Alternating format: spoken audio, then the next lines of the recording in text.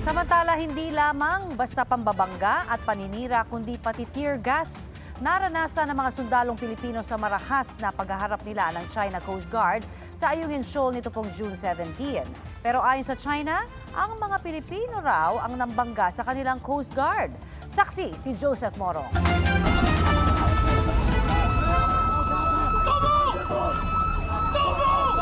Kuha ito noong June 17 sa rotation and resupply mission ng Philippine Navy para sa BRP Sierra Madre sa Ayungin Shoal.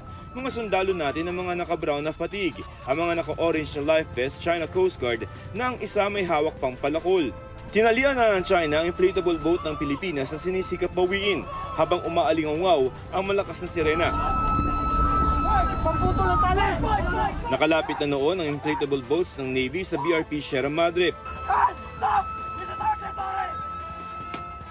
Pero pinalo pa rin ng taga-CCG ang inflatable boat at ang isa may sinungkit na itim na bag mula sa bangka ng Pilipinas. Ayon sa AFP, 7 matataas na kalibreng baril ang ninakaw ng China at hindi pa binabalik, pati ang mga cellphone ng mga sundalo. Ang dalawang inflatable boat ng Pilipinas inipit ng 5 bangka ng China at sinampahan pa nila. Parang mga pirata na po sila dun sa mga ginawa nilang actions na yun. Nasundan niya ng pagbubukas ng laser. At sa isa pang video mula sa AFP, gumamit pa ang China ng tear gas.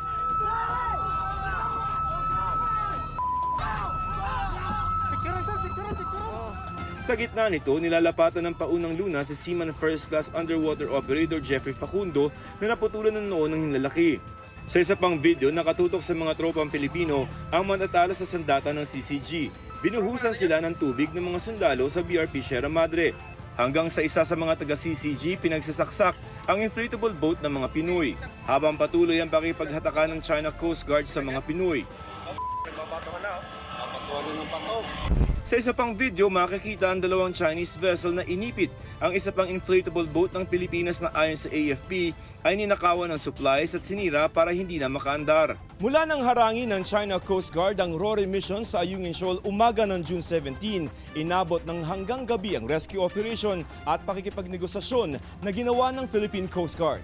Alas 11 na ng gabi, pumayag ang China na i-evacuate ang sugatang si Facundo pero patuloy ng maaligid ng mga barko ng China. Yung ating i-abide by the rules, guided by the rules of engagement, yung ating approach is above board. I call them a band of barbarians. And in the first place, they have no right to wear the uniform. Coast Guardsmen are supposed to be responsible for safety of life at sea, where actions endanger life at sea. Ang Chinese Foreign Ministry muling sinabi na profesional at alinsunod sa batas ang ginawa ng kanilang mga tauhan. Sabi ng China, Pilipinas daw ang nambangga ng Chinese ships habang nagdadala ng building materials at armas sa Ayungin. Ipinunto rin ng China ang pambubuhos ng tubig at pambabato raw ng mga Pilipino sa mga Chino na nagpalala ng tensyon at naglagay raw sa kanila sa peligro. Pinag-usapan na ng Foreign Affairs Secretary Enrique Manalo at US Secretary of State Antony Blinken ang insidente sa Ayungin Shoal.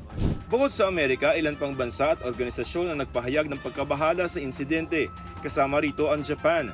Sa pulong ni AFP Chief of Staff General Romeo Browner Jr. sa Japan Self-Defense Forces, sinabi ng JSDF na suportado nila ang AFP. Kasama na rin sa mga komondena ang Taiwan na sinabing itinaas ng mga delikadong aksyon ng China ang tensyon sa rehiyon. Other countries should now be very careful in looking at what China is doing in the West Philippine Sea because it will also be done to them. If that is already being done. Si Senate President Chisa Escudero sinabing hihingi ang Senado ng full briefing sa DFA tungkol dito. Dapat daw hindi lamang diplomatic protest ang gawin ng DFA at pag-aralan ang lahat ng pwedeng gawin para magkaroon ng makabuluhang dialogo. Panawagan naman ni Senate Majority Leader Francis Tolentino na chairman ng Senate Committee on Philippine Maritime and Admiralty Zones, i-convene na ang National Security Council. Bukod sa mga miyembro ng gabinete, military at defense officials, kasama rin dyan ang mga dating pangulo. Kabilang sa dapat anyang matalakay ay kung may nangyaring armed attack na isasabatayan para ipatupad ang Mutual Defense Treaty ng Pilipinas at Amerika. Pwede bang i-consider na yung deflate yung isang vessel natin o natanggalan ng, although talagang nakakasuklam, yung natanggalan tayo ng isang daliri, yung ating isang sundalo. Ayon sa Philippine Navy, tuloy ang mga RORE sa hinaharap pero back to the drawing board sila at isa sa pag-aaralan ng posibleng pagsama muli ng PCG sa mga RORE mission.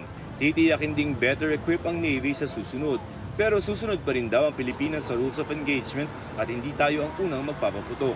We should never get into a shooting war.